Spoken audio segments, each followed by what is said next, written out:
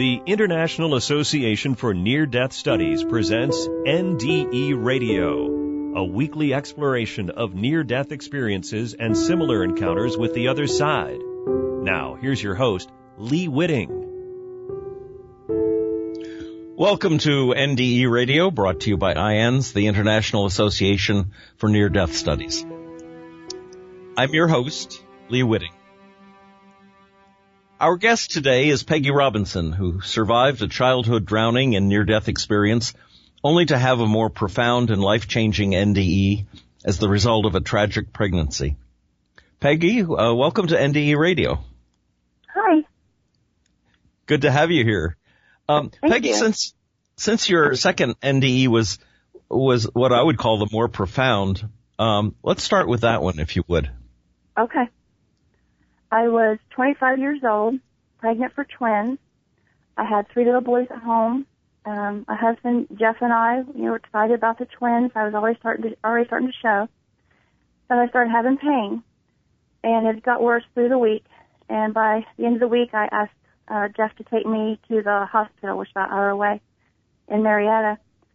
And pain got worse as we got closer to the hospital. Then all of a sudden, the pain started to fade quickly, but I kind of felt like I was fading away with it. I felt like I was dying. I was too afraid to say anything to Jeff. We got to the hospital, and I told the nurse, I think it's a tubal pregnancy, because Jeff had made me get my tubes tied when I was 20, and I had got them reversed. And we were told we'd have about a 5% chance higher than normal chance of a tubal pregnancy if we had the surgery. And I felt with the pain that must be what it is. And I said, but I feel like I'm going to throw up or pass out. So the nurse put me in a chair, had Jeff stay there and fill out the paperwork. And as she's leading me down the long hall to the room, I had my hands on the armrest of the wheelchair. And I thought, oh no, I'm going to throw up. So I wanted to lift the blue bowl she put in my lap, but I couldn't move my hands. I felt disconnected from my body. And then I thought, oh no, I'm not going to throw up after all. I'm going to pass out. And I leaned my head down, and I thought, I'm passing out right now. Next thing I know, I am going like this noise, shot like a rocket, straight up to space in a tunnel. This is before I ever heard near-death experience or people die, come back, anything. I just knew, crap, I'm dead. I've got boys at home. I've really made a bad mistake by getting the surgery. And I was going so fast. I knew I was going out through space, but I left Earth way below. And it was like a knocking noise, like as the wind would hit the sides. It was so fast, like make a knocking noise. And all of a sudden, everything had stopped. And now I look down. There's no body, but I feel just like me. And I'm in white light. Bright white light. I look down. I don't see me. I turn around. Don't even have to turn around to see behind me. I mean, it was like I was in a room of light, but it was like wall, ceiling, floor, in the middle. Everything was light. And I thought, okay, this is heaven, I guess, but where is everybody? This isn't what I expected. And I thought, I'm alone. Am I going to be alone forever like this? Is this what heaven is? And then I look up ahead, and kind of to my right, I see an outline, like a panel of people. I see, like shadow of the head, shoulder, down the arms. I can't see face or anything. Just I could see, okay, people were there. It's like, okay, I have a complaint department because I want to go back. And so then I'm scanning my eyes over, trying to, squint and see closer into this panel of people. My eyes drop down, and I see one is sitting up front and center, and I know instinctively that has to be God.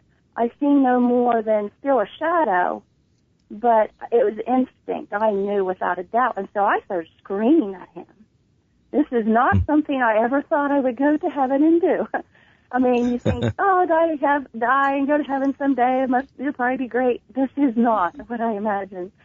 And I started griping, just acting like a brat, like a little child, stomping their feet and screaming, basically, oh no, I won't go. And I call it now a vision. At first I thought, well, I kind of was just shown this scene, but I think it was a vision to help me understand. I saw this vision of, I think it was a little boy. I seen this child in a store, like they were cashing out, and he's stomping his feet, throwing a horrible spoiled child fit, but he wanted something. And the mother and father was there and just, no, you can't have that. No, you can't have it. And that showed me, it was like God's way of showing me, this is how you're acting. And I'm the boss here, and you're not, and I need to calm down. And I heard a male voice, but I can't tell you, I think, exact words. It was like thought was being, I was yelling and talking in words, but it was like thought was being communicated to me through him. And I felt his voice as loving, firm, authoritative. And I felt I could trust him to know that, this young mother really wants to be with her children. And I was abused my entire childhood, and I was a very overprotective mother. And I wanted God to understand I can't let them go through even one thing I went through. I've got to be there and protect them. And it all came out like this one scream, and like I knew he understood. And so I humbled myself before him, and I said, I know you're omniscient. We were Catholic at the time, and I knew this from church. And I said, I'm pleading my case. I'm trying anything. I thought, throwing a fit didn't work. I'll try something else. So I said, I know you're omniscient, and if my sons would be better off without me for whatever reason, I agree to stay. But if not, I beg to return. And then I could see down, we lived in a trailer at the time, and I could see down in my son's bedroom, like in the future, kind of like a scene out of a Christmas Carol or something, and they were crying, mad that they were told mom was dead, and my middle son, Jeremy's real sensitive, and he's, I don't care that you say she's dead. I want her back. I want her right now. And I could feel his pain, and I crumbled at the floor, the white floor of heaven. I am now crumbled, laying on it, sobbing, and realizing it's not God's fault. I died. It's mine. And it's my fault these twins have died. It's my fault my sons feel this pain. All this is my fault. And I'm sobbing, and I barely have the strength to lift my head. I look up, but all I see is white. But I'm looking up to say to God or Jesus, I don't know, to say, lift my head to say, who else will teach them about you? And then I am back in that wheelchair. And at first, I hear the nurse talking. She's now talking to another nurse at some point. Someone else coming on board along talking to her. I don't know when, because I wasn't there. And first come back my hearing, and then my hands felt, I could feel them on the armrest of the wheelchair. And then I could feel like a warm, like my body come back through. And then when I felt feeling in my feet on the foot pedals of the wheelchair, I knew I was all the way back. And my first thought in my mind was, what the hell was that? I mean, I could not understand. And I felt like I can't do nothing for the twins. There's nothing more I can do for them. I knew in my heart they were dead. And I thought, I felt like I had a few hours to save my life somehow for my sons, or I would probably die. Whatever was going on in my body, I need to get this fixed. And they put me in a room, and I was shaking all over, freezing cold. They couldn't give me enough blankets. I don't know if that was shock or drop of body temperature from being dead. I don't know. I just shook like crazy. And then the doctor come in. He says, well, I'll prep you for a D&C. Possibly you had a miscarriage. And then he says, they checked me. He says, no, your uterus is intact. Why do you think you have a dual pregnancy? He said, I told you I did an ultrasound before. Both babies are in the uterus. It's not a tubal pregnancy. And I thought, well, I can't tell him I just died because he'll put me in the psych ward. And I really need him to take me seriously. But he's looking at me like, what is wrong with you? And I looked at my husband, he shrugged his shoulder, and he's like, I don't know. So he said, well, since you live our way, it'll make you feel better, you can spend the night. And I thought, well, I hope somehow, because I'm just going to lay there and die. So I couldn't say anything. And so doctor went home, and Jeff went home, and I laid there all night in a room by myself. I would have pain in my right hip bone area. I would sit up, get my blue bowl, thought I was going to puke. Next thing I know, I wake up. I've got vomit everywhere except my bowl. Here I've vomited while I was passed out.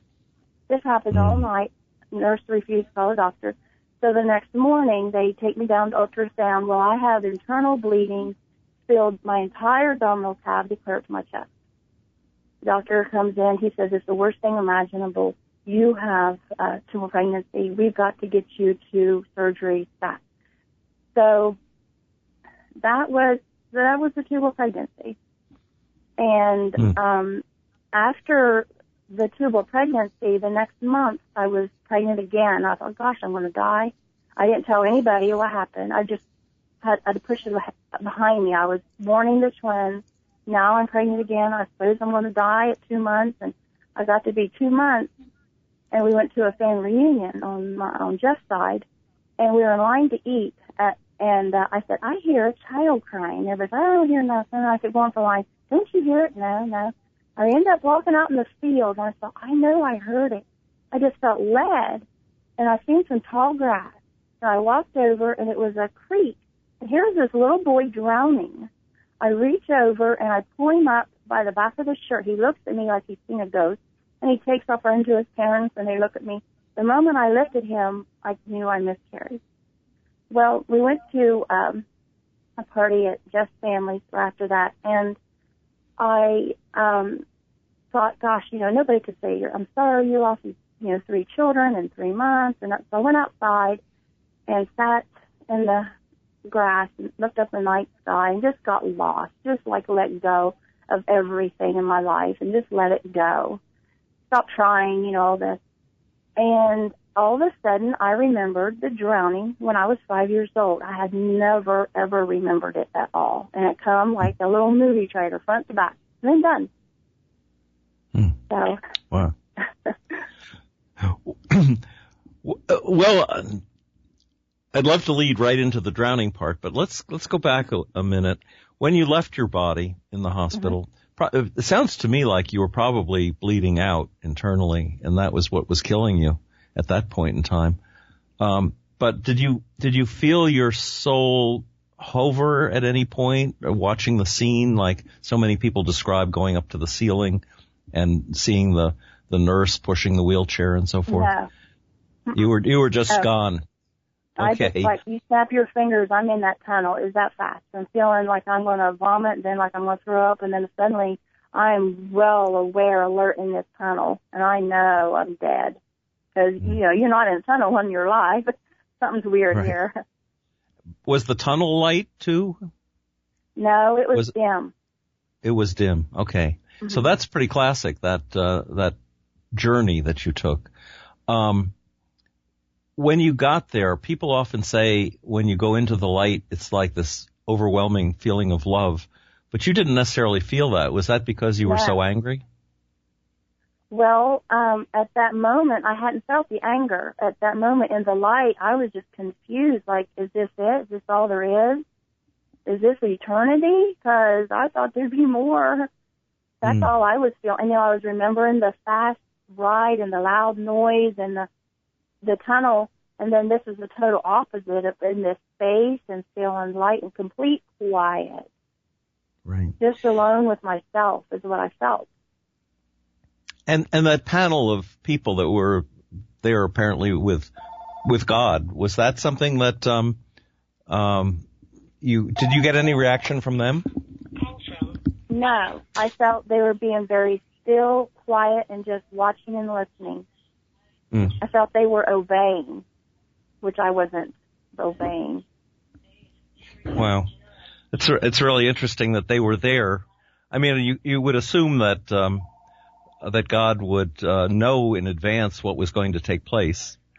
I felt it was my time, that this was my death, that I was not supposed to go back. Of course, I never heard of those things back then. But that's just the feeling I had, like, this is it, I messed up. Yes. That I just wasn't accepting it. And what you said he was like a loving parent, like a father figure. And you sensed his wisdom, but you still were there to negotiate. There are some stories in the Bible about people negotiating with God, And do you think your Catholic upbringing gave you some of that chutzpah, I guess I'd say, so the courage to argue with God?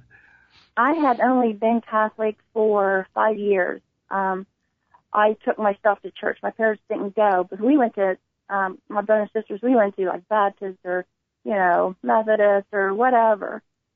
And after the near-death experience, I longed so badly in my heart to go back to the churches I was raised in. I wanted to hear those hymns so bad. And I finally made Jeff take me one time. Catholics don't always go to other churches. I had him take me one time, and it just felt so good to hear, Amazing Grace and, those songs. I just, for some reason, I was just like my heart just needed it. Mm.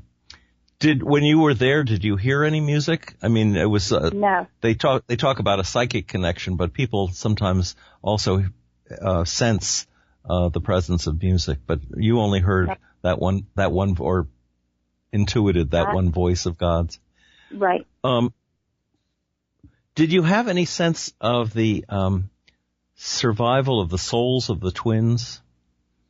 I mean, they didn't travel with you, did they? No. I just knew.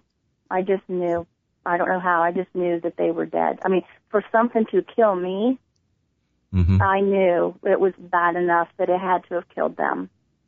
And when I come back, I just knew that they were gone. Yeah. And yet their souls continued, just as yours did after your body died. They'll be there, I'm sure, waiting for you when it is your time. Well, listen, this is, maybe we do have time. Why don't you describe what you began to remember? Oh, I wanted to ask you that vision of the little boy, was that a vision or was that something that was actually happening? The little boy drowning.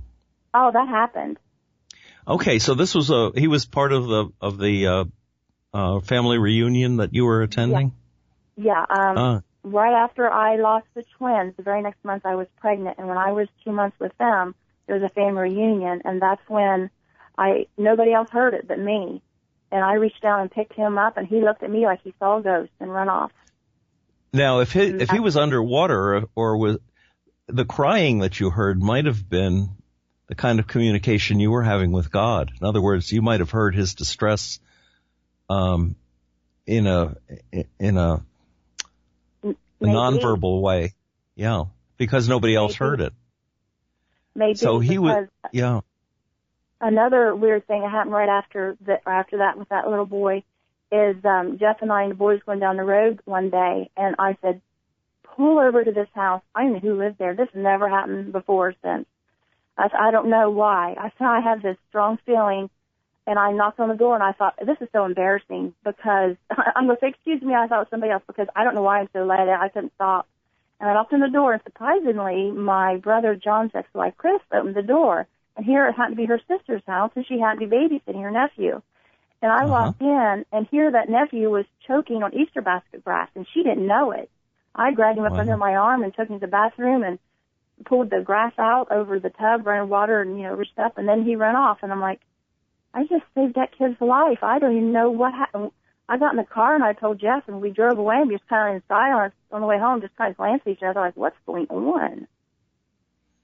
This is so interesting because this ability of yours to sense when children are in trouble might have been a gift from the NDE, or even from your first NDE when you were 5. And a very good reason for you to have been sent back, because there you are saving people's lives. Yeah. And then after that, we had built our house, went up the house, just the basement was on the deck, maybe like a year or so later. And the kids were down for a nap, and it was just Jeff and I on the deck. And usually we have the radio on, but this day I don't know why you just have the radio on. It was quiet. And I said, I hear something. He said, I don't hear nothing. And it was such a quiet noise, but it felt just like I can't describe, just a very quiet. And I said, I have a feeling something's happened up here. He said, well, let's go look. So we walked out, we looked up the hill, 248. I go, we don't see nothing, but we started to walk on up, and here at the top of that hill had been a car wreck. And there was 4 guys that had wrecked. 2 were still in the front seat, and 2 were flown and went way down the cliff, flown out of the vehicle. Wow. And I ran back down the house and called Life Flight Come, and they said they kept losing them. They got revived. But, later I got thinking, that's weird that all these things, these weird feelings, and then, it just happened for a while. So I don't know. And I don't know if it's all connected or not. And since that time, you have raised a bunch of children, haven't you? Yeah, had 60 foster kids in and out. We did therapeutic foster care. We ended up adopting 10 children altogether. One of our 3 boys was adopted, and then we adopted. I had remarried. I was married 16 years. We got divorced, and I remarried. And we adopted 9. So. Wow. And then when I was just busy. These things would pop in my mind, like memories, and I had PTSD from childhood, so I'm constantly trying to push everything away.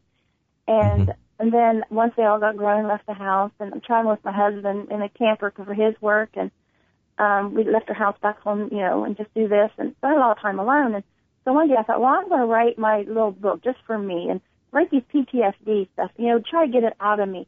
And then the next day I read it, and I'm like, okay, I know about all this horrible stuff, but what's this? What's this about an angel? And what's this about these visions? And, after, during the drowning and after the drowning, and then little things here and there growing up. And I had an out-of-body experience when I was 16. I was kidnapped and raped, and I left my body.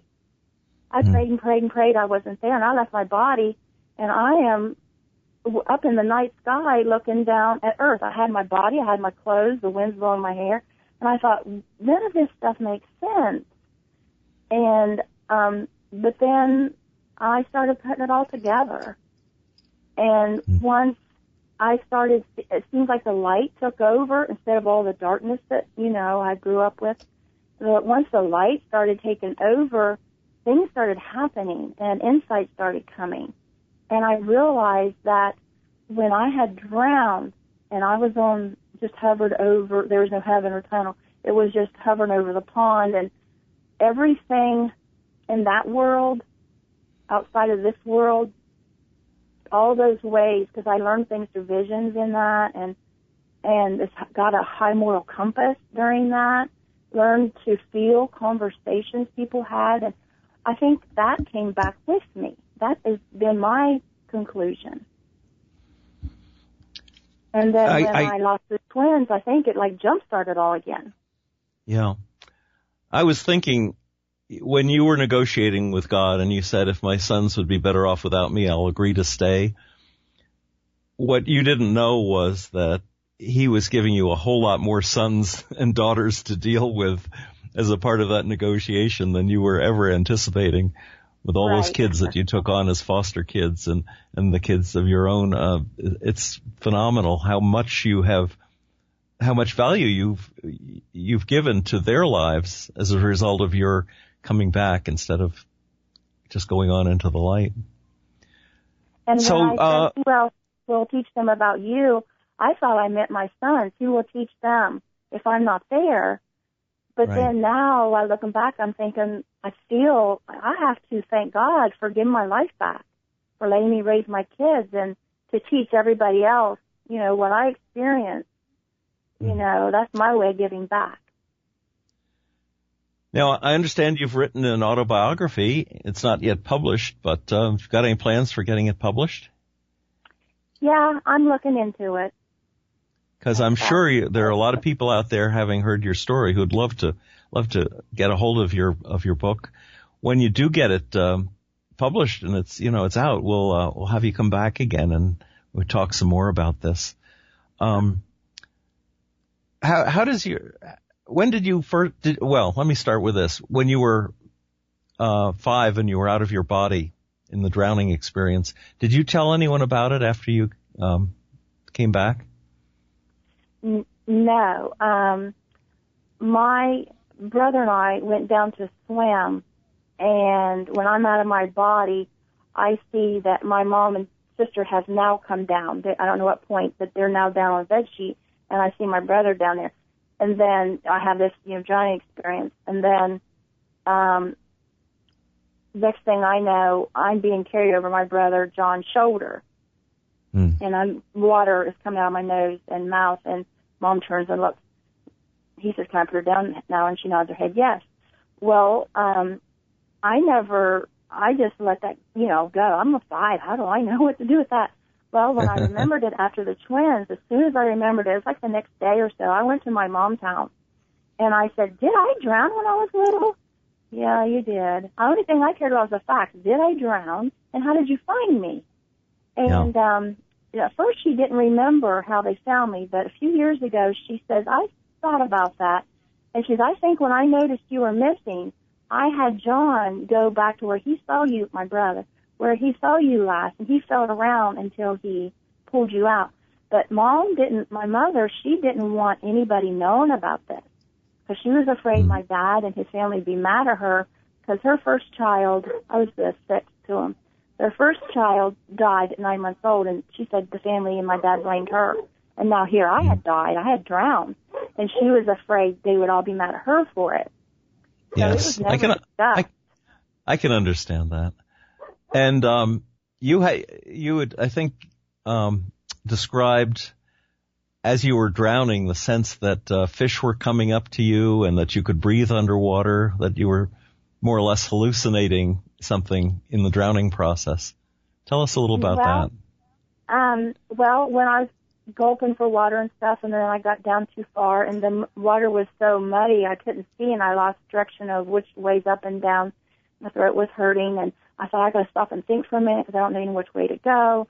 And then all of a sudden, it's like it kind of like you go to sleep, you wake up or something, because all of a sudden the water is now bright, shiny, transparent green, a light green, and the fish are bumping into me. And I'm fascinated as I see their eyes and their fins and everything, and their tails. And I think, my thought as a 5-year-old is, my parents lied to me. They told me don't go too deep, you'll drown. I thought, I didn't drown. Why did they lie to me? I'm fine. I assumed I was breathing because I wasn't having trouble struggling. I mean, I felt great. And now then, that could have been the beginning of the out-of-body experience, and your soul was just down in the water along with your body. I think so. And then I got a vision. I call it a vision now. At first I thought, then my mind went to a time we had a goldfish bowl at the house, and I was watching the fish, and I thought, how come they're not afraid of that little treasure chest in there? And I realized, because it's plastic, it's not real. And then that vision made me understand I was dead. That's why the fish weren't afraid of me. And I thought, okay, I'm dead. I don't want to be a dead girl on the bottom of this pond. I don't want to ruin it for everybody. Everybody would creep out. This dead girl's on this pond. Some girl drowned in there. And then I thought, I don't want to be down here. And it's like if I didn't want something, then all of a sudden it didn't. I didn't like it being dark. And it was like, I didn't like being at the bottom of the pond. And now I'm starting to raise up. And I got to the edge of the water, and I thought my vision was different. And I could see 2 views at once. I could see completely under the water, or I could see completely over the water. And I thought, well, I'm bored with under. I'll go above now. And Peggy, so that's where I'm at. Sad to say we are just about out of time. I understand you're starting a local group, a local IONS group of fellow NDEers. If somebody wanted to do that, first of all, we should tell the audience what location you're in, and also how. Ohio. Go ahead. It's Long Bottom, Ohio. Okay. And if somebody wanted to reach you to join the IONS group there, how would they do that? If you go to the IONS website and go to groups, it has contact information on there. Perfect. And then I've also made a Facebook group. It's called The Will of a Wildflower at Wildflower Castle. And I've made a Facebook, Pegi Robinson Facebook, and I've used the same picture that's on for your show, so they would know, which one it is. And then I've made up a new email. It's The Will of a Wildflower @gmail.com. Thank you so much, Peggy. Unfortunately, we are out of time. But if anyone would like to listen to this or any of our past shows again, just go to our website at nderadio.org and tune in next Monday, 11 a.m. Eastern, for more NDE Radio. This is Lee Witting saying thanks for listening.